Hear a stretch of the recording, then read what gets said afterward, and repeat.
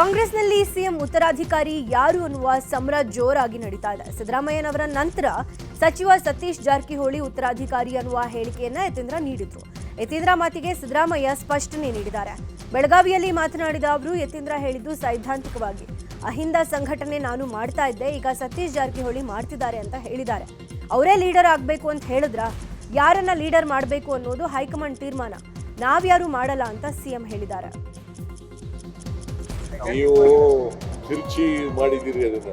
ಅವ್ರು ಹೇಳಿದ್ದು ಸೈದ್ಧಾಂತಿಕವಾಗಿ ಅಹಿಂದ ಸಂಘಟನೆ ನಾನು ಮಾಡ್ತಾ ಇದ್ದೆ, ಆಮೇಲೆ ಈಗ ಅದನ್ನ ಸತೀಶ್ ಜಾರಕಿಹೊಳಿ ಅವರು ಮಾಡ್ತಾ ಇದ್ದಾರೆ ಅಂತ ಹೇಳಿದ್ರು. ಅದು ಲೀಡರ್, ಅವರೇ ಲೀಡರ್ ಆಗಬೇಕು ಅಂತ ಹೇಳಿದ್ರ?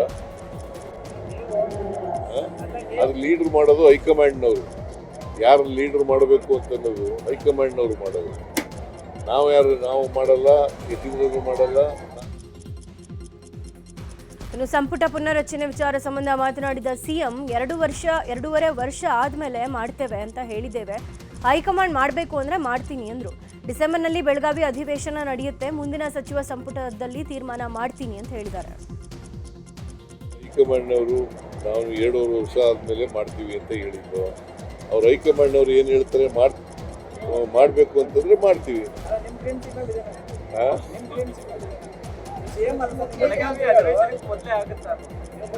ಏನು ಹೈಕಮಾಂಡ್ನವರು ಕ್ಯಾಬಿನೆಟ್ ಈಗ 3-4 ತಿಂಗಳಿದೆ, ಕ್ಯಾಬಿನೆಟ್ ರೀಸಬಲ್ ಮಾಡಿ ಅಂತ ಹೇಳ್ತಾ ಇದ್ರು. ಅದಕ್ಕೆ ನಾನು 2.5 ವರ್ಷ ತುಂಬಲಿ, ಅದಾದ್ಮೇಲೆ ಮಾಡೋಣ ಅಂತ ಹೇಳಿದ್ದೆ. 2.5 ವರ್ಷ ತುಂಬುತ್ತೆ, ಅದು ನೋಡೋದು ಸತೀಶ್ ಜಾರಕಿಹೊಳಿ ಪರ ನೀಡಿದ್ದ ಹೇಳಿಕೆಗೆ ಮತ್ತೆ ಯತೀಂದ್ರ ಸಿದ್ದರಾಮಯ್ಯ ಸ್ಪಷ್ಟನೆ ಕೊಟ್ಟಿದ್ದಾರೆ. ಮೈಸೂರಿನಲ್ಲಿ ಮಾತನಾಡಿದ ಅವರು, ನನ್ನ ಹೇಳಿಕೆಗೆ ನಾನು ಈಗಲೂ ಬದ್ಧನಿದ್ದೇನೆ, ನನ್ನ ಹೇಳಿಕೆಯಲ್ಲಿ ತಪ್ಪೇನಿಲ್ಲ, ನನ್ನ ಹೇಳಿಕೆಯನ್ನ ಬೇರೆ ಬೇರೆ ರೀತಿ ಬಿಂಬಿಸ್ತಿದ್ದಾರೆ. ಸಿದ್ದರಾಮಯ್ಯ ಅವರೇ 5 ವರ್ಷ ಸಿಎಂ ಆಗಿ ಇರ್ತಾರೆ ಅಂತ ಹೇಳಿದ್ರು. ಅಲ್ಲದೆ ನನಗೆ ಪಕ್ಷದಿಂದ ಯಾವುದೇ ನೋಟಿಸ್ ಬಂದಿಲ್ಲ, ಪಕ್ಷ ನೋಟಿಸ್ ಕೊಟ್ಟರೆ ನಾನು ಉತ್ತರ ಕೊಡ್ತೀನಿ ಅಂತ ಹೇಳಿದ್ರು. ಇನ್ನು ಸಿಎಂ ಬದಲಾವಣೆ ವಿಚಾರದ ಬಗ್ಗೆ ಮಾಧ್ಯಮಗಳಿಗೆ ಮಾತನಾಡಿದ ಸಚಿವ ಸತೀಶ್ ಜಾರಕಿಹೊಳಿ, ಸದ್ಯಕ್ಕೆ ಇದರ ಚರ್ಚೆಯ ಅವಶ್ಯಕತೆ ಇಲ್ಲ, ಸದ್ಯಕ್ಕೆ ಮುಖ್ಯಮಂತ್ರಿ ಆಗುವ ಆಸೆಯೂ ಇಲ್ಲ, ಮುಂದೆ ಆದಾಗ ಚರ್ಚೆ ನೋಡೋಣ ಅಂತ ಹೇಳಿದ್ದಾರೆ.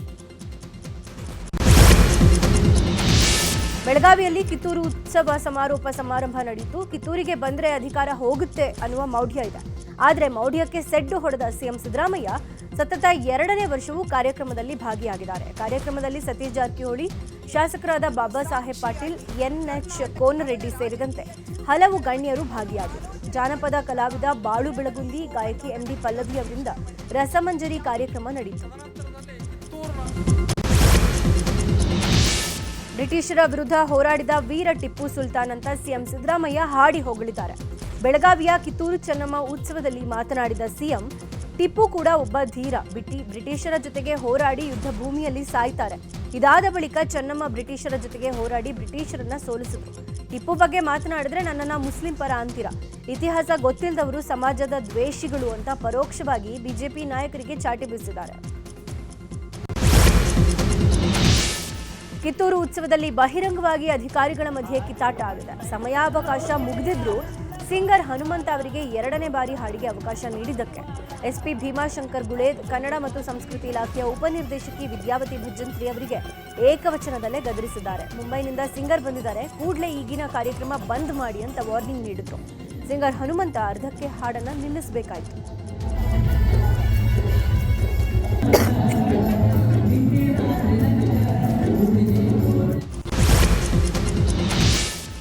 ಈ ಹಿಂದೆ ಬೆಂಗಳೂರು ರಸ್ತೆ ಗುಂಡಿ ಸಮಸ್ಯೆ ವಿಚಾರಕ್ಕೆ ಬಯೋಕಾನ್ ಕಂಪನಿ ಮುಖ್ಯಸ್ಥೆ ಕಿರಣ್ ಮಜುಮ್ದಾರ್ ಶಾ ಸರ್ಕಾರವನ್ನ ಟೀಕಿಸಿದ್ರು. ನಿನ್ನೆ ತಮ್ಮ ನಿವಾಸದಲ್ಲಿ DCM DKಶಿ ಜೊತೆ ಡಿನ್ನರ್ ಮೀಟಿಂಗ್ ನಡೆಸಿದ್ದಾರೆ.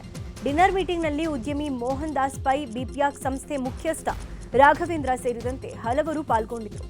ಬೆಂಗಳೂರಿನ ರಸ್ತೆ ಗುಂಡಿ, ಗಾರ್ಬೇಜ್ ಸಮಸ್ಯೆ, ರಾಜಕಾಲುವೆ ತೆರವು ಸೇರಿದಂತೆ ಹಲವು ವಿಚಾರಗಳ ಬಗ್ಗೆ ಚರ್ಚೆ ನಡೆಸಲಾಯಿತು. ಬೆಂಗಳೂರಲ್ಲಿ ರಸ್ತೆ ಗುಂಡಿಗೆ ಬಿದ್ದು ಟೆಕ್ಕಿ ಸಾವನ್ನಪ್ಪಿರುವ ಘಟನೆ ಕೂಡ ಮಾದನಾಯಕನಹಳ್ಳಿಯ ಹುಸ್ಕೂರು ಬಳಿ ನಡೆದಿದೆ. ಅಣ್ಣನ ಜೊತೆ ಬೈಕ್ನಲ್ಲಿ ತೆರಳುತ್ತಾ ಇದ್ದ ವೇಳೆ ಗುಂಡಿ ತಪ್ಪಿಸಲು ಹೋಗಿ ಲಾರಿ ಅಡಿ ಯುವತಿ ಪ್ರಿಯಾಂಕಾ ಬಿದ್ದಿದ್ದು ಸ್ಥಳದಲ್ಲೇ ಸಾವನ್ನಪ್ಪಿದ್ದಾರೆ. ಕಾಮಗಾರಿಯಿಂದಾಗಿ ಹುಸ್ಕೂರು ರಸ್ತೆ ಸಂಪೂರ್ಣವಾಗಿ ಹಾಳಾಗಿದ್ದು, ಗುಂಡಿಯಿಂದಾಗಿ ಸ್ಥಳದಲ್ಲೇ ಯುವತಿ ಪ್ರಿಯಾಂಕಾ ಮೃತಪಟ್ಟಿದ್ದಾರೆ. ಕೊಲೆ ಪ್ರಕರಣದಲ್ಲಿ ಜೈಲಲ್ಲಿರುವ ನಟ ದರ್ಶನ್ಗೆ ಹಾಸಿಗೆ ದಿಂಬು ಒದಗಿಸುವ ಕುರಿತು ನಿನ್ನೆ 57ನೇ ಸಿಸಿಎಚ್ ಕೋರ್ಟ್ನಲ್ಲಿ ಅರ್ಜಿ ವಿಚಾರಣೆ ನಡೆದಿದೆ.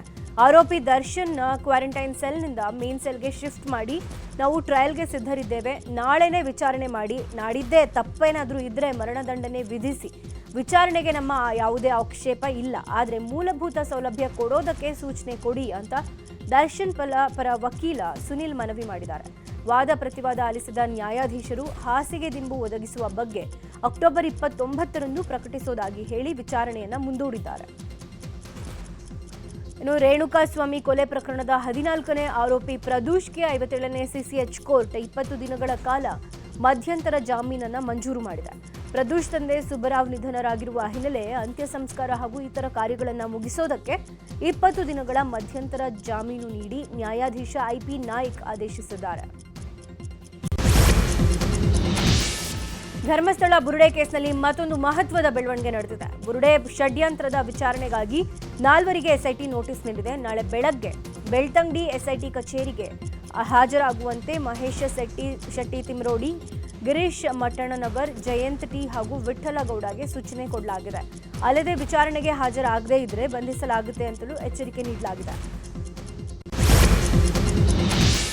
ಶಬರಿಮಲೆ ದೇಗುಲದ ಚಿನ್ನಾಭರಣ ಕಳವು ಪ್ರಕರಣ ಸಂಬಂಧ ಬಳ್ಳಾರಿಯಲ್ಲೂ ಕೇರಳ ಎಸ್ಐಟಿ ತಂಡ ತನಿಖೆ ನಡೆಸಿದೆ. ಬಳ್ಳಾರಿ ನಗರದ ಬೆಂಗಳೂರು ರಸ್ತೆಯಲ್ಲಿರುವ ರೊದ್ದಂ ಜ್ಯುವೆಲರಿ ಶಾಪ್ನಲ್ಲಿ ಎಸ್ಐಟಿ ತಂಡ ಶೋಧ ನಡೆಸಿದ್ದು ಈಗಾಗಲೇ 470 ಗ್ರಾಂ ಚಿನ್ನವನ್ನು ಸೀಸ್ ಮಾಡಲಾಗಿದೆ. ಬಳ್ಳಾರಿಯಲ್ಲಿ ಗೋವರ್ಧನ್ ಮನೆ ಅಂಗಡಿಯ ಮೇಲೆ ಎಸ್ಐಟಿ ಅಧಿಕಾರಿಗಳು ದಾಳಿಯನ್ನ ನಡೆಸಿದ್ದಾರೆ. ಶಾಪ್ ಮಾಲೀಕ ಗೋವರ್ಧನ್ ವಿಚಾರಣೆಯನ್ನ ಮಾಡಲಾಗಿದೆ. ವಿಚಾರಣೆ ಬಳಿಕ ಮಾತನಾಡಿದ ಮಾಲೀಕ ಗೋವರ್ಧನ್, ಎಸ್ಐಟಿ ಕೇಳಿದ ಎಲ್ಲಾ ದಾಖಲೆಗಳನ್ನು ಕೊಟ್ಟಿದ್ದೇನೆ ಅಂತ ಹೇಳಿದ್ದಾರೆ. ಶಬರಿಮಲೆ ದೇವಸ್ಥಾನದ ಚಿನ್ನ ಕಳವು ಪ್ರಕರಣ ಸಂಬಂಧ ಆರೋಪಿ ಪೊಡ್ನಿ ಉನ್ನಿ ಕೃಷ್ಣನ್ ಬೆಂಗಳೂರು ಮನೆ ಮೇಲೆ ಪೊಲೀಸರು ದಾಳಿಯನ್ನ ಮಾಡಿದ್ದಾರೆ. ಕೇರಳದ ಎಸ್ಐಟಿ ಪೊಲೀಸರಿಂದ ದಾಳಿ ನಡೆಸಲಾಗಿದೆ. 4 ಅಧಿಕಾರಿಗಳ ತಂಡ ದಾಳಿಯನ್ನ ನಡೆಸಿ ಪರಿಶೀಲನೆ ನಡೆಸುತ್ತಿದ್ದಾರೆ. ಈಗಾಗಲೇ ಕೇರಳದ ಪಟ್ಟಣತಿಟ್ಟಂನ ಮನೆಯಲ್ಲಿ 2 ಲಕ್ಷ ಕ್ಯಾಶ್ ಸೀಸ್ ಮಾಡಲಾಗಿದೆ.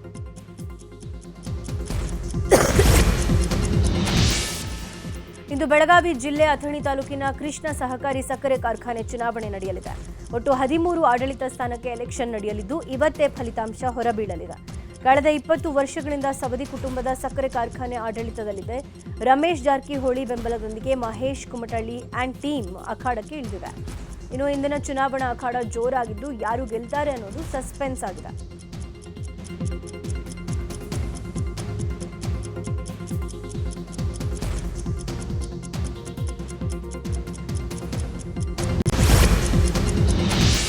ಉತ್ತರ ಕನ್ನಡ ಕೆಡಿಸಿಸಿ ಬ್ಯಾಂಕ್ ಚುನಾವಣೆ ನಡೆದಿದೆ. ಎಲೆಕ್ಷನ್ನಲ್ಲಿ ಯಲ್ಲಾಪುರ ಶಾಸಕ ಶಿವರಾಮ್ ಹೆಬ್ಬಾರ್ ಬಣ ಮೇಲುಗೈ ಸಾಧಿಸಿದೆ. ಸಚಿವ ಮಂಕಾಳ ವೈದ್ಯ ಮತ್ತು ಶಿವರಾಮ್ ಹೆಬ್ಬಾರ್ ನಡುವೆ ತೀವ್ರ ಪೈಪೋಟಿ ಏರ್ಪಟ್ಟಿತ್ತು. ಅಧ್ಯಕ್ಷ ಹುದ್ದೆಗೆ ನಡೆದ ಪೈಪೋಟಿಯಲ್ಲಿ ಮಂಕಾಳ ವೈದ್ಯ ವಿರುದ್ಧ ಹೆಬ್ಬಾರ್ ಗೆದ್ದು ಬೀಗಿದ್ದಾರೆ. ಕಲಬುರಗಿ ಜಿಲ್ಲೆ ಆಳಂದ ಮತಗಳ್ಳತನ ಪ್ರಕರಣದ ತನಿಖೆಯನ್ನು ಎಸ್ಐಟಿ ಚುರುಕುಗೊಳಿಸಿದೆ. ಈ ಹಿಂದೆ ಮಾಜಿ ಶಾಸಕ ಸುಭಾಷ್ ಗುತ್ತೇದಾರ್ ಮನೆಯಲ್ಲಿ ದಾಳಿ ವೇಳೆ ಕಾಗದ ಪತ್ರಗಳನ್ನು ಸುಡಲಾಗಿತ್ತು. ಸುಟ್ಟ ಕಾಗದ ಪತ್ರಗಳನ್ನು ಹಳ್ಳದಲ್ಲಿ ಟಮ್ ಚಾಲಕ ಹಾಗೂ ಮಾಲೀಕ ಎಸೆದಿದ್ರು. ಎಸ್ಕೇಪ್ ಆಗಿದ್ದ ಟಮ್ ಚಾಲಕ ವಿಶಾಲ್ ಮತ್ತು ಮಾಲೀಕ ಸಿದ್ಧಾರೂಢನನ್ನ ವಶಕ್ಕೆ ಪಡೆದು ಎಸ್ಐಟಿ ವಿಚಾರಣೆ ನಡೆಸುತ್ತಿದೆ. ಕೋಲಾರ ಜಿಲ್ಲೆ ನರಸಾಪುರದಲ್ಲಿ ನಾಪತ್ತೆಯಾಗಿದ್ದ 2 ಬಾಲಕಿಯರು ಪತ್ತೆಯಾಗಿದ್ದಾರೆ. ನರಸಾಪುರ ಕರ್ನಾಟಕ ಪಬ್ಲಿಕ್ ಶಾಲೆಯಲ್ಲಿ ಎಸ್ಎಸ್ಎಲ್ಸಿ ಓದುತ್ತಿದ್ದ ಶರಣ್ಯ ಹಾಗೂ ದೇವಿ ಮೊನ್ನೆ ನಾಪತ್ತೆಯಾಗಿದ್ರು. ಸಂಜೆ ವೇಳೆಗೆ ಬೆಂಗಳೂರಲ್ಲಿ 2 ವಿದ್ಯಾರ್ಥಿನಿಗಳು ಪತ್ತೆಯಾಗಿದ್ದಾರೆ. ಕೋಲಾರದ ಮಾಲೂರಿನಲ್ಲಿ ಇವತ್ತು ಆರ್ಎಸ್ಎಸ್ನ ಪಥಸಂಚಲನ ಕಾರ್ಯಕ್ರಮ ನಡೆಯಲಿದೆ. ಹೀಗಾಗಿ ನಗರದಾದ್ಯಂತ ಕೇಸರಿ ಬ್ಯಾನರ್ ಬಂಟಿಂಗ್ಸ್ ಹಾಕಲಾಗಿದ್ದು ಪಥಸಂಚಲನಕ್ಕೆ ಎಲ್ಲ ತಯಾರಿ ಮಾಡಿಕೊಳ್ಳಲಾಗಿದೆ. ಮಧ್ಯಾಹ್ನ 2:30ಕ್ಕೆ ಹೊಂಡಾ ಕ್ರೀಡಾಂಗಣದಿಂದ ಪಥಸಂಚಲನ ಕಾರ್ಯಕ್ರಮ ನಡೆಯಲಿದೆ. ಹೀಗಾಗಿ ಮುಂಜಾಗ್ರತಾ ಕ್ರಮವಾಗಿ ಯಾವುದೇ ಗಲಾಟೆ ಗದ್ದಲ ಉಂಟಾಗದಂತೆ ಬಿಗಿ ಪೊಲೀಸ್ ಬಂದೋಬಸ್ತ್ ಮಾಡಲಾಗಿದೆ. ಖಾಸಗಿ ಬಸ್ನ ಸ್ಟೇರಿಂಗ್ ರಾಡ್ ಕಟ್ಟಾಗಿ ಪಲ್ಟಿಯಾಗಿ ಬಿದ್ದಿರುವ ಘಟನೆ ರಾಯಚೂರು ಜಿಲ್ಲೆ ಮಸ್ಕಿ ತಾಲೂಕಿನ ಬುದ್ದಿನಿ ಕ್ರಾಸ್ ಬಳಿ ನಡೆದಿದೆ. ಬೆಂಗಳೂರಿನಿಂದ ಕಲಬುರಗಿ ಕಡೆ ಸಂಚರಿಸ್ತಾ ಇದ್ದ ವೇಳೆ ಅವಘಡ ಸಂಭವಿಸಿದೆ. ಬಸ್ನಲ್ಲಿ ಪ್ರಯಾಣಿಸುತ್ತಿದ್ದ 20ಕ್ಕೂ ಹೆಚ್ಚು ಪ್ರಯಾಣಿಕರು ಪ್ರಾಣಾಪಾಯದಿಂದ ಪಾರಾಗಿದ್ದಾರೆ. ಘಟನಾ ಸ್ಥಳಕ್ಕೆ ಸ್ಥಳೀಯ ಪೊಲೀಸ್ ಠಾಣೆ ಪಿಎಸ್ಐ ವೆಂಕಟೇಶ್ ಮಾಡಗೇರಿ ಭೇಟಿಯನ್ನ ನೀಡಿ ಪರಿಶೀಲನೆ ನಡೆಸಿದ್ದಾರೆ. ಶಿವಮೊಗ್ಗದ ದಸರಾ ಆನೆ ಬಾಲಣ್ಣನಿಗೆ ಸೂಕ್ತ ಚಿಕಿತ್ಸೆ ಸಿಗದೆ ಒದ್ದಾಡ್ತಿತ್ತು. ಈ ಕುರಿತು ನ್ಯೂಸ್ 18 ವರದಿ ಕೂಡ ಮಾಡಿತ್ತು. ಈ ಬೆನ್ನಲ್ಲೇ ರಾಜ್ಯ ಸರ್ಕಾರ ಎಚ್ಚೆತ್ತುಕೊಂಡು ತನಿಖೆಗೆ ಆದೇಶ ನೀಡಿದೆ. ನಿನ್ನೆ ಶಿವಮೊಗ್ಗ ಸಕ್ರೆಬೈಲು ಆನೆ ಬಿಡಾರಕ್ಕೆ ಬೆಂಗಳೂರಿನಿಂದ 7 ಜನರ ಪಶು ವೈದ್ಯರ ವಿಶೇಷ ತಂಡ ಭೇಟಿ ನೀಡಿತ್ತು. ಬಾಲಣ್ಣ ಜೊತೆ ವಿಕ್ರಮ್ ಸಾಗರ್ ಆನೆಗಳಿಗೂ ಗಾಯವಾಗಿದ್ದು, ಗಾಯಗೊಂಡಿರುವ ಆನೆಗಳಿಗೆ ಚಿಕಿತ್ಸೆ ನೀಡಲಾಗಿದೆ. ಬಾಲಣ್ಣ ಆನೆಯ ಬಲಕಿವಿಗೆ ಗ್ಯಾಂಗ್ರೀನ್ ಸೋಂಕು ತಗುಲಿರುವ ಹಿನ್ನೆಲೆಯಲ್ಲಿ ವೈದ್ಯರ ತಂಡ ತಪಾಸಣೆ ನಡೆಸಿದೆ.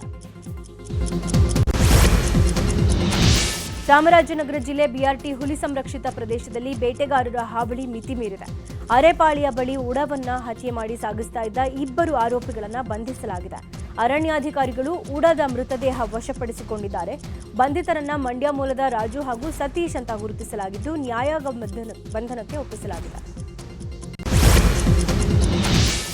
ಇವತ್ತು ರಾಜ್ಯ ಹಾಗೂ ರಾಷ್ಟ್ರ ಕಂಡ ವರ್ಣರಂಜಿತ ವ್ಯಕ್ತಿತ್ವದ ರಾಜಕಾರಣಿ ದಿವಂಗತ S ಬಂಗಾರಪ್ಪನವರ 93ನೇ ಜನ್ಮದಿನೋತ್ಸವ.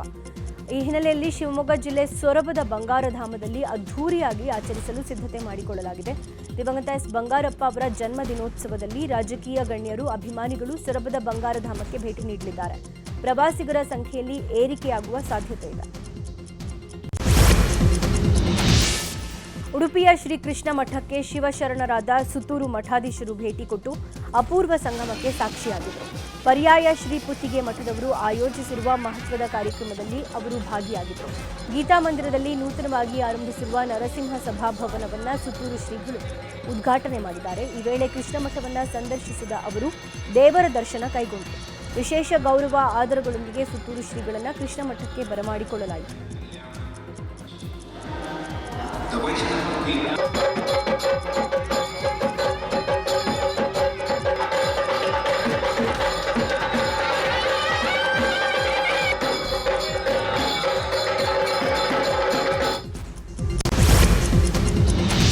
Doctor Puneeth Rajkumar cine journey ತಿಳಿಸುವ ಸ್ಟಾರ್ ಫ್ಯಾಂಡಮ್ ಆಪ್ ಬಿಡುಗಡೆಯಾಗಿದೆ. ಬೆಂಗಳೂರಿನಲ್ಲಿ ಉಪಮುಖ್ಯಮಂತ್ರಿ ಡಿಕೆ ಶಿವಕುಮಾರ್ ಆಪ್ ಅನ್ನು ಲಾಂಚ್ ಮಾಡಿದ್ದಾರೆ. ಕಾರ್ಯಕ್ರಮದಲ್ಲಿ ಅಶ್ವಿನಿ ಪುನೀತ್ ರಾಜ್ಕುಮಾರ್, ಸಂಗೀತಾ ಕಟ್ಟಿ ಸೇರಿದಂತೆ ಇನ್ನಿತರರು ಭಾಗಿಯಾಗಿದ್ದರು. ಇದೇ ವೇಳೆ ಮಾತನಾಡಿದ ಡಿಸಿಎಂ ಡಿಕೆಶಿ, ಅಪ್ಪು ಆಪ್ ಪ್ರಾರಂಭ ಮಾಡಿರುವುದು ನನ್ನ ಭಾಗ್ಯ. ಹೃದಯ ಶ್ರೀಮಂತಿಕೆಯಿಂದಲೇ ಅಪ್ಪು ಜನರನ್ನ ಗಳಿಸಿದ್ರು. ಅದನ್ನ ಈ ಆಪ್ ಮುಂದುವರಿಸಲಿ ಎಂದರು. ಇನ್ನು ಅಶ್ವಿನಿ ಪುನೀತ್ ರಾಜ್ಕುಮಾರ್ ಕೂಡ ಪ್ರತಿಕ್ರಿಯೆಯನ್ನ ನೀಡಿದ್ದಾರೆ.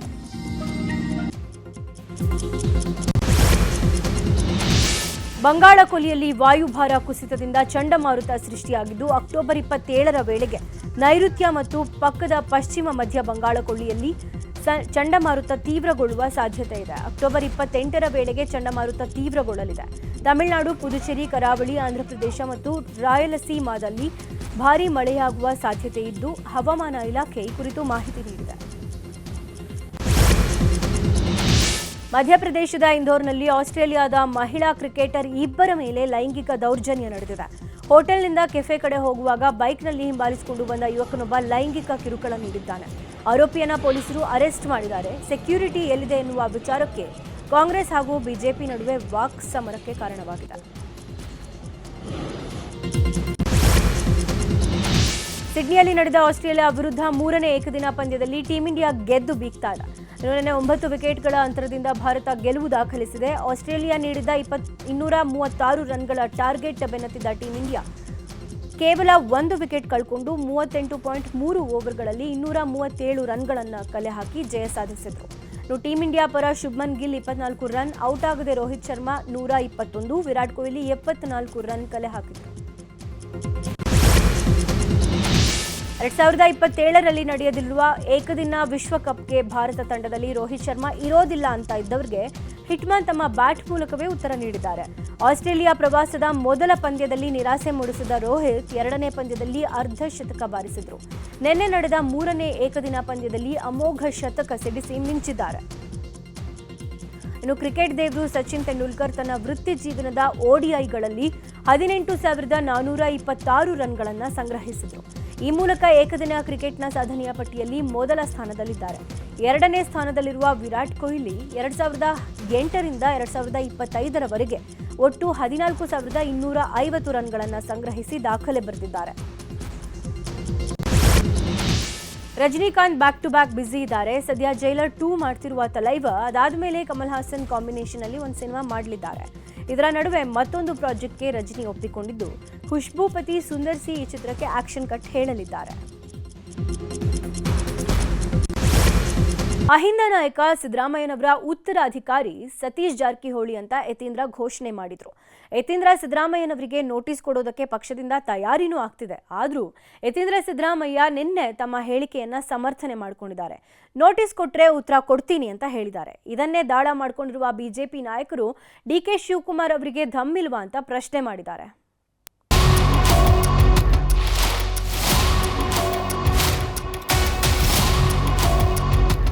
ರಾಜ್ಯ ರಾಜಕಾರಣದಲ್ಲಿ ಯತೀಂದ್ರ ಸಿದ್ದರಾಮಯ್ಯ ಅವರ ಹೇಳಿಕೆಯೇ ಸದ್ದು ಮಾಡುತ್ತಿದೆ. ತಂದೆ ಹಾಗೂ ಮುಖ್ಯಮಂತ್ರಿಯೂ ಆಗಿರುವ ಸಿದ್ದರಾಮಯ್ಯನವರು ರಾಜಕೀಯದ ಅಂತಿಮ ಕಾಲಘಟ್ಟದಲ್ಲಿದ್ದಾರೆ ಅಂತ ಹೇಳಿದ್ದು, ಆಮೇಲೆ ಸಿದ್ದರಾಮಯ್ಯನವರು ಬಿಟ್ಟರೆ ಸತೀಶ್ ಜಾರಕಿಹೊಳಿಯವರೇ ಅಹಿಂದ ಉತ್ತರಾಧಿಕಾರಿ ಅಂತ ಹೇಳಿರೋದು ಈಗಲೂ ರಾಷ್ಟ್ರ ಮಟ್ಟದಲ್ಲಿ ಸದ್ದು ಮಾಡುತ್ತಿದೆ.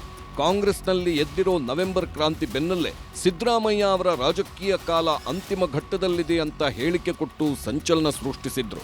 ಆದರೆ ಕಾಂಗ್ರೆಸ್ನಲ್ಲಿ ಮುಂದಿನ ನಾಯಕತ್ವ ಕುರಿತು ನೀಡಿರುವ ಹೇಳಿಕೆಗೆ ನಾನು ಈಗಲೂ ಬದ್ಧನಾಗಿದ್ದೇನೆ, ನಾನು ಹೇಳಿದ್ದರಲ್ಲಿ ತಪ್ಪೇನಿಲ್ಲ ಅಂತ ಯತೀಂದ್ರ ಪುನರುಚ್ಚರಿಸಿದ್ದಾರೆ. ಇವತ್ತು ತಂದೆಯವರು ಈಗ ಇನ್ನೇನು ರಾಜಕೀಯ ಕೊನೆಗಾಲದಲ್ಲಿದ್ದಾರೆ, ಅವರ ರಾಜಕೀಯ ಬದುಕಿನ ಕೊನೆ ಘಟ್ಟದಲ್ಲಿದ್ದಾರೆ. ಅಂತ ಸಮಯದಲ್ಲಿ ಈ ರೀತಿ ವೈಚಾರಿಕವಾಗಿ ಪ್ರಗತಿಪರವಾದಂತಹ ಸಿದ್ಧಾಂತ ಇಟ್ಕೊಂಡಿರೋರಿಗೆ ಮಾರ್ಗದರ್ಶನ ಮಾಡೋದಕ್ಕೆ, ಅವ್ರಿಗೆ ನೇತೃತ್ವ ವಹಿಸ್ಕೊಳ್ಳೋಕೆ ಒಬ್ರು ನಾಯಕರು ಬೇಕು. ಜಾರಕಿಹೊಳಿ ಅವರು ಅಂತ ಒಂದು ಜವಾಬ್ದಾರಿನ ವಹಿಸ್ಕೋತಾರೆ. ಕಾಂಗ್ರೆಸ್ ಪಕ್ಷ ಸಿದ್ಧಾಂತ ನಂಬಿಕೆ ಇಟ್ಕೊಂಡಿರುವಂತ ಎಲ್ಲ ರಾಜಕಾರಣಿಗಳಿಗೆ, ಯುವ ನಾಯಕರಿಗೆ ಅವ್ರು ಮಾದರಿಯಾಗಿ ನಮ್ಮನ್ನು ಮುನ್ನಡೆಸ್ತಾರೆ ಅನ್ನೋ ಒಂದು ನಂಬಿಕೆ ನನಗಿದೆ. ಸೊ ಹಾಗಾಗಿ ಈ ರೀತಿ ಒಂದು ತತ್ವಬದ್ಧತೆ ಇರುವಂತಹ ನಾಯಕ ಸಿಗೋದು ಬಹಳ ಕಷ್ಟ ಅಂತ ಕೆಲಸನ ಜಾರಕಿಹೊಳಿ. ನಾನು ಈ ಬಗ್ಗೆ ಇನ್ನೇನು ಹೇಳಕ್ ಇಷ್ಟಪಡೋದಿಲ್ಲ. ಏನ್ ಹೇಳ್ಬೇಕು ಹೇಳಾಗಿದೆ, ಏನ್ ಸ್ಪಷ್ಟನೆ ಕೊಡ್ಬೇಕು ಕೊಟ್ಟಾಗಿದೆ. ಅನಗತ್ಯವಾಗಿ ಮತ್ತೆ ಇದನ್ನ ಡ್ರ್ಯಾಗ್ ಆನ್ ಮಾಡಿ ಕಾಂಟ್ರವರ್ಸಿ ಕ್ರಿಯೇಟ್ ಮಾಡಕ್ಕೆ ಇಷ್ಟ ಇಲ್ಲ. ಸೊ ಈ ವಿಚಾರವಾಗಿ ಮತ್ತೆ ನಾನು ಏನು ಮಾತಾಡೋದು, ಯಾರು ಏನೇ ಮಾಡಲಿ, ನಾನೇನು ಮತ್ತೆ ಇದ್ರ ಬಗ್ಗೆ ಮೀಡಿಯಾದಲ್ಲಿ ಮಾತಾಡೋದು ಇಷ್ಟಪಡೋದಿಲ್ಲ. ಬೆಳಗಾಂನಲ್ಲೇ ಆ ಒಂದು ಹೇಳಿಕೆ ವಿವಾದ ಪಡ್ಕೊಂಡಾಗ ಅಲ್ಲೇ ಮತ್ತೆ ಮತ್ತೆ ಅಗತ್ಯ ಇಲ್ಲ. ನಾನು ಹೇಳಿದೊಳಗೆ ಯಾವುದೇ ತಪ್ಪು, ನಾನು ಅದಕ್ಕಾಗಿ ಸ್ಪಷ್ಟನೆ ಕೊಟ್ಟಿದ್ದೀನಿ. ನಾನು ಹೇಳಿಕೆ ಏನ್ ಕೊಟ್ಟಿದ್ದೀನಿ ಅದ್ರೊಳಗೆ ಯಾವುದೇ ತಪ್ಪಿರಲಿಲ್ಲ. ಎಷ್ಟೊಂದು ನಾಯಕರ ಪಕ್ಷದಲ್ಲಿ ಆ ಥರದ ಅಹಿಂದ ಅಥವಾ ಸಾಮಾಜಿಕ ಬದ್ಧತೆ ಇರುವಂತ ಲೀಡರ್ ಬೇಕಾದಷ್ಟು ಜನ ಇದ್ದಾರೆ. ಸೊ ಅವರೆಲ್ಲ ಲೀಡ್ ಮಾಡೋಕೆ ಅರ್ಹತೆ ಇಲ್ಲ. ಮೊನ್ನೆ ನೀಡಿದ ಯತೀಂದ್ರ ಹೇಳಿಕೆಗೆ ಕೆಪಿಸಿಸಿ ಅಧ್ಯಕ್ಷರೂ ಆಗಿರುವ ಡಿಕೆ ಶಿವಕುಮಾರ್ ಗರಂ ಆಗಿದ್ರು. ಪರೋಕ್ಷವಾಗಿ ಯತೀಂದ್ರ ಸಿದ್ದರಾಮಯ್ಯನವರಿಗೆ ಶಿಸ್ತು ಸಮಿತಿ ನೋಟಿಸ್ ಕೊಡುವ ಬಗ್ಗೆಯೂ ಸುಳಿವು ಕೊಟ್ಟಿದ್ರು ಡಿಕೆಶಿ. ಮಾತಾಡೋ ಜಾಗದಲ್ಲಿ ಮಾತಾಡ್ತೀನಿ ಅಂತ ಖಾರವಾಗಿ ರಿಯಾಕ್ಟ್ ಮಾಡಿದ್ರು. ಇಷ್ಟಾದ್ರೂ ಯತೀಂದ್ರ ಸಿದ್ದರಾಮಯ್ಯನವರು ಸುಮ್ಮನಾಗಿಲ್ಲ. ನೋಟಿಸ್ ಕೊಟ್ರೆ ಎಲ್ಲಿ ಉತ್ತರ ಕೊಡಬೇಕೋ ಕೊಡ್ತೀನಿ ಅಂದಿದ್ದಾರೆ. ಯತೀಂದ್ರ ಅವ್ರಿಗೂ ನೋಟಿಸ್ ಜಾರಿ ಮಾಡ್ತೀರಾ ಸರ್ ಪಕ್ಷದ ವತಿಯಿಂದ? ಈಗ ನಾನು ಮಾತಾಡಕ್ ಹೋಗಲ್ಲ. ನಾನು ಯಾರ ಹತ್ರ ಮಾತಾಡ್ಬೇಕೋ ಮಾತಾಡ್ತೀನಿ. ನಾನು ಎಲ್ಲಿ ಮಾತಾಡ್ಬೇಕು ಅಲ್ಲಿ ಮಾತಾಡ್ತೀನಿ. ನಮ್ಮ ಪಕ್ಷದ ವಿಚಾರ ಪಕ್ಷಗಳು ಮಾತಾಡ್ಕೊಳ್ತೀನಿ. ನೀವು ಬೇರೆ ಏನಾದ್ರು ವಿಚಾರ ಇದ್ರೆ ಕೇಳಿ. ನೋಟಿಸ್ ಬಂದಾಗ ನೋಡಬೇಡಿ. ನಮ್ಮ ಪಕ್ಷದ ವಿಚಾರ ನಮ್ಮ ಪಕ್ಷದಲ್ಲೇ ಮಾತನಾಡ್ತೀನಿ. ಆಂತರಿಕ ವಿಚಾರ ಮೀಡಿಯಾ ಮುಂದೆ ಮಾತಾಡೋದಿಲ್ಲ.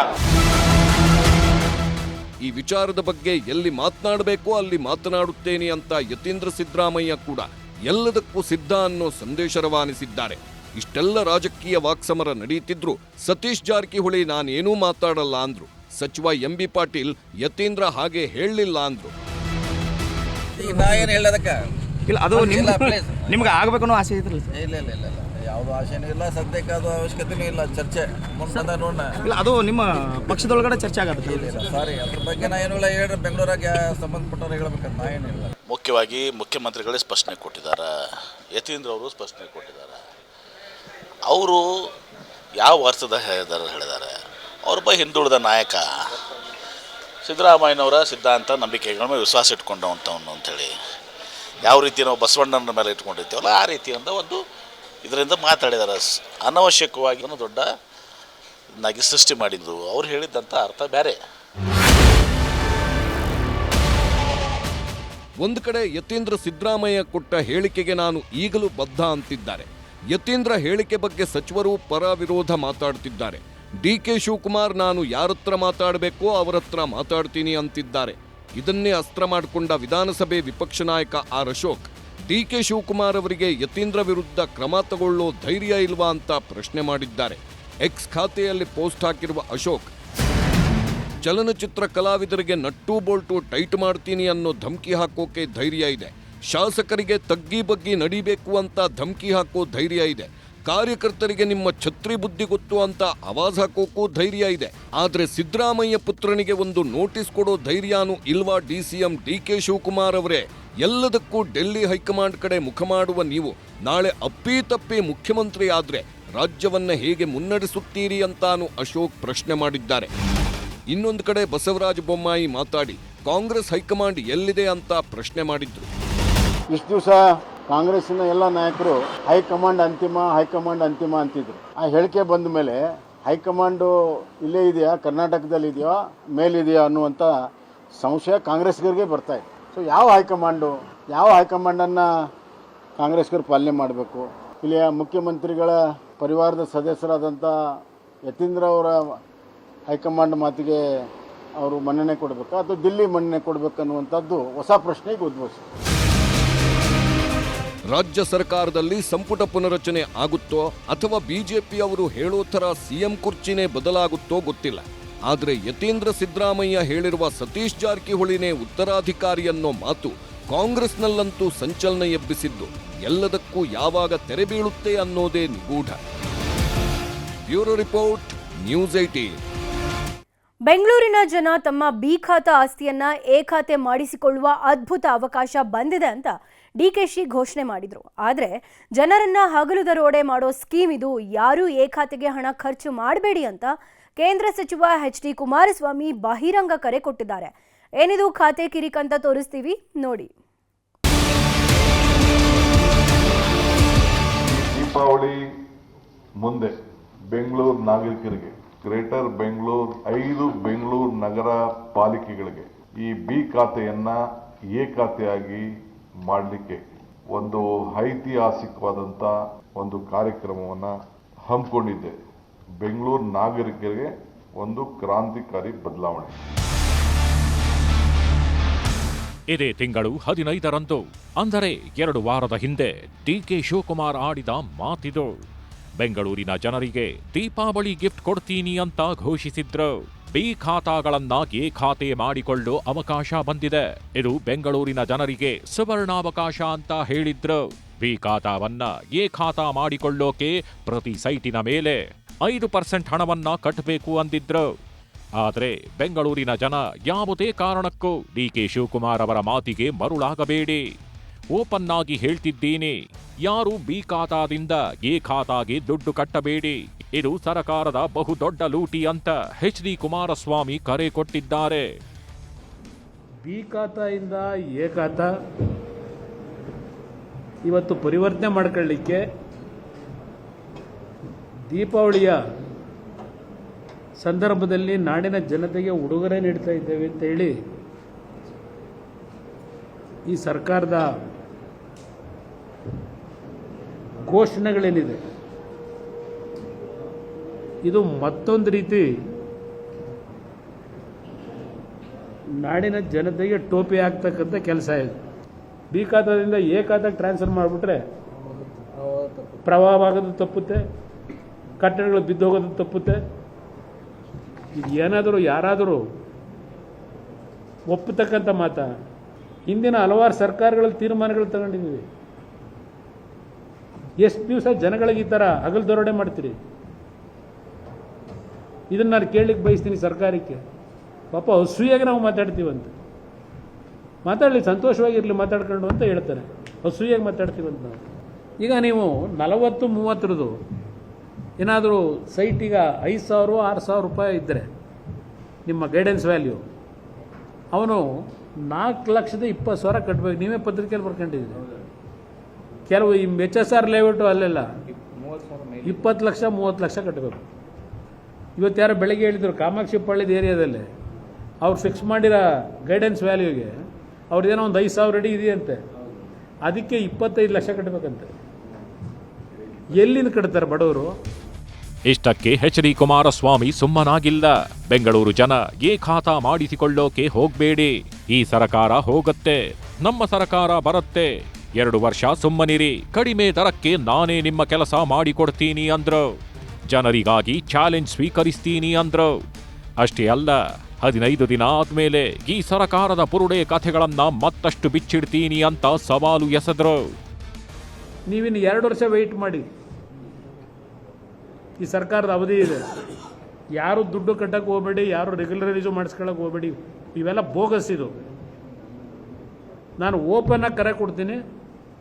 ನೀವು ಯಾರೂ ಇದಕ್ಕೆ 4 ಲಕ್ಷ 10 ಲಕ್ಷ 20 ಲಕ್ಷ ಕೊಡಬೇಕಾದ ಅವಶ್ಯಕತೆ ಇಲ್ಲ. ಹಿಂದೆ ಏನು ಸಿಸ್ಟಮ್ ಇತ್ತು ಆ ಸಿಸ್ಟಮ್ನಲ್ಲೇ ನಿಮಗೆ ಸುಲಭವಾಗಿ ನಿಮ್ಮ ಆಸ್ತಿ ನಿಮಗೆ ಯಾವ ರೀತಿ ಹಣ ಖರ್ಚಿಲ್ಲದೆ ನಿಮಗೆ ದೊರಕಬೇಕು ಆ ಕೆಲಸ ಮಾಡಿಸ್ಕೊಡ್ತಕ್ಕಂಥದ್ದು ನಮ್ಮ ಜವಾಬ್ದಾರಿ, ಜನತಾದಳದ ಜವಾಬ್ದಾರಿ. ಈ ದಾರಿ ತಪ್ಪತಕ್ಕಂಥ ಕೆಲಸ, ದೀಪಾವಳಿ ಉಡುಗೊರೆ, ಇದಕ್ಕೆ ದಾರಿ ತಪ್ಕೋಬೇಡಿ, ನಿಮ್ಮ ಮನೆ ಹಾಳು ಮಾಡ್ಕೋಬೇಡಿ. ಈಗಲೂ ಹೇಳ್ತೇನೆ, ಈ ಚಾಲೆಂಜನ್ನು ನಾನು ಸ್ವೀಕಾರ ಮಾಡ್ತೀನಿ. ಈ ನಾಡಿನ ಬೆಂಗಳೂರು ನಗರದ ನಾಗರಿಕರಿಗೆ, ಜನಕ್ಕೆ ಈ ಸರ್ಕಾರ ದಾರಿ ತಪ್ಪಿಸ್ತಕ್ಕಂಥ ಕೆಲಸಕ್ಕೇನು ಕೈ ಹಾಕಿದ್ದಾರೆ, ಹಗಲು ದರೋಡೆ ಕೆಲಸ ಮಾಡಲಿಕ್ಕೆ ಏನು ಹೊರಟಿದ್ದಾರೆ, ಇದಕ್ಕೆ ಯಾವುದೇ ಕಾರಣಕ್ಕೂ ನೀವು ಮರಳಾಗಬೇಡಿ. ಇದು ಭಾಳ ಸ್ಪಷ್ಟವಾಗಿ ಹೇಳ್ತೇನೆ. ನಿಮ್ಮನ್ನು ಉಳಿಸ್ತಕ್ಕಂಥ ಜವಾಬ್ದಾರಿ ನಮ್ಮದು. ಬೇರೆ ಮುಂದಿನ 15 ದಿವಸ ಆದಮೇಲೆ ಬರ್ತೀನಿ ಮತ್ತೆ ಡೆಲ್ಲಿಯಿಂದ. ಆಗ ನಿಮಗೆ ಹಲವಾರು ವಿಷಯಗಳಿವೆ. ಪಾಪ ಇವರು ಯಾವ ಮಟ್ಟಿಗೆ ಜನಗಳು ಉದ್ಧಾರ ಮಾಡ್ತಾವ್ರೆ, ಆಸ್ತಿ ಹಂಗೆ ನಡೀತಿದೆ, ಅವೆಲ್ಲ ಆಮೇಲೆ ನೆಕ್ಸ್ಟ್ ಬರ್ತೀನಿ. ನಿಮ್ಗೆ ಭಾಳ ವಿಷಯಗಳಿಂದ ಬುರುಡೆ ಕತೆ ಮತ್ತು ಯಾವ್ಯಾವುದು ಬೇರೆ ಬುರುಡೆ ಕತೆಗಳಿವೆ, ಅದೆಲ್ಲ ಆಮೇಲೆ ಕೊಡ್ತೀನಿ. Command tell you what is your commitment. ಜನ ನಿನ್ಗೆ ಓಟ್ ಕೊಟ್ಟಿದ್ದಾರೆ, ದೊಡ್ಡ ದೊಡ್ಡ ಸ್ಥಾನ ಎಲ್ಲ ಬಂದಿರ್ತಾನೆ. Come let us face. Public ಮುಂದೆ ಉತ್ತರ ಕೊಡೋದು. ನಾವು ಬರೀ ಹಿಟ್ ಆ್ಯಂಡ್ ರನ್ ಮಾಡೋದಲ್ಲ. ಇವೆಲ್ಲ ಯಾವಾಗಲೂ ಕೂಡ ಎಲ್ಲರಿಗೂ ಎದುರಿಸ್ಕೊಂಡು ಹಿಟ್ ಆ್ಯಂಡ್ ರನ್ ಮಾಡಿಕೊಂಡು ಬ್ಲ್ಯಾಕ್ ಮೇಲ್ ಮಾಡ್ಕೊಂಡು ಹೋದಂಗಲ್ಲ. ಅಸೆಂಬ್ಲಿ ಅದೇನೋ ತೆಗಿತೀನಿ ಪೆನ್ ಡ್ರೈವ್ ತೆಗಿತೀನಿ ಅಂತಾರಲ್ಲ, ಇದೆಲ್ಲ ಅಲ್ಲ. ಈಗೂ ಬಿಚ್ಚಲಿ, ಇಡೀ ಕೇಂದ್ರ ಸರ್ಕಾರನೇ ಇದೆಯಲ್ಲ, ಎಲ್ಲ ಜೊತೆಲಿ ಬಿಚ್ಚಲಿ. ಇದಕ್ಕೆಲ್ಲ DK ಶಿವಕುಮಾರ್ ಎದುರ ಮಗ ಅಲ್ಲ. ಎಲ್ಲ ಎಷ್ಟು ಸತಿ ಆಯ್ತು ಈ ಡೈಲಾಗ್ಗಳು. ಎಷ್ಟು ಕಳೀತು ಇವ್ರ ಲೀಡರ್ಶಿಪ್ಪಲ್ಲಿ? 18 ಕಳೀತು. ನೆಕ್ಸ್ಟ್ ಇವ್ರ ಲೀಡರ್ಶಿಪ್ಪಲ್ಲಿ 8 9 ಇಳಿತಾರೆ. ಬೆಂಗಳೂರಲ್ಲಿ ಕನಿಷ್ಠ ಅಂದ್ರು 15 ಲಕ್ಷ ಆಸ್ತಿಗಳು ಬಿ ಖಾತಾ ವ್ಯಾಪ್ತಿಯಲ್ಲಿದೆ. 15 ಲಕ್ಷ ಸೈಟ್ಗಳನ್ನ ಬಿ ಖಾತಾದಿಂದ ಎ ಖಾತಾಗೆ ಮಾಡಿಸಿದ್ರೆ ಸರಕಾರದ ಬೊಕ್ಕಸಕ್ಕೆ 1200 ಕೋಟಿಗೂ ಹೆಚ್ಚು ಹಣ ಬರುತ್ತೆ. ಸರಕಾರದ ಬೊಕ್ಕಸ ಖಾಲಿಯಾಗಿದೆ.